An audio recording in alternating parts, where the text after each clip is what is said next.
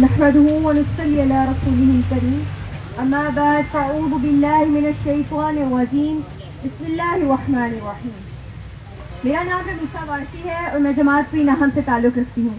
آج مجھے جس موضوع پر لفظ شائع کرنے کا موقع ملا ہے وہ ہے کس منہ سے بیاں کریں تیرے اوصاف حمیدہ.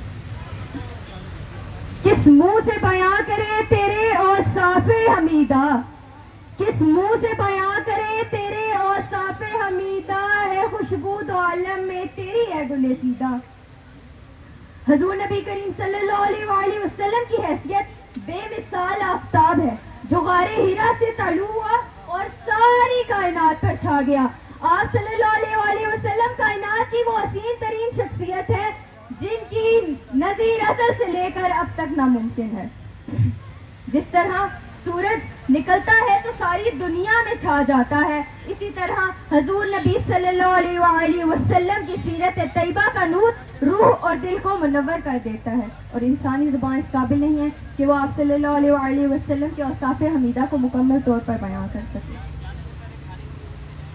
بشر دیکھنا بھی چاہے تو دیکھ نہ پائے. بشر دیکھنا بھی چاہے تو دیکھ نہ پائے. ہے اتنی خوبیاں خیر البشر میں. آپ صلی اللہ علیہ وآلہ وسلم کی خوبیاں بیان کرنا گویا دریا کو کوزے میں بند کرنا ہے.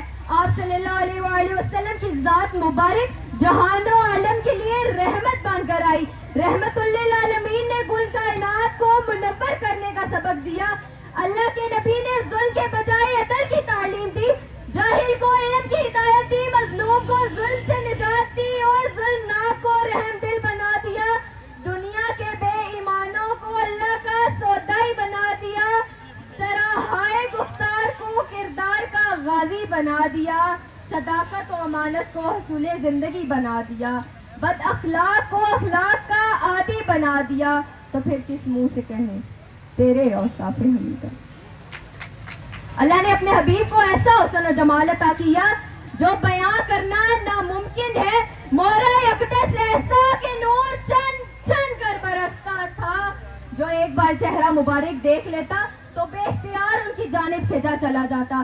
سرکار دو عالم صلی اللہ علیہ وآلہ وسلم عقل و اعلیٰ کا مرکز تھے. وہ شفاعِ محشر اور شفقت و عظمت کا مینار تھے. اگر جنت میں جانے کا ارادہ ہو تمامی کا، اگر جنت میں جانے کا ارادہ ہو تمامی کا، گلے میں توپ پا ڈالو محمد کی غلامی کا. شکریہ.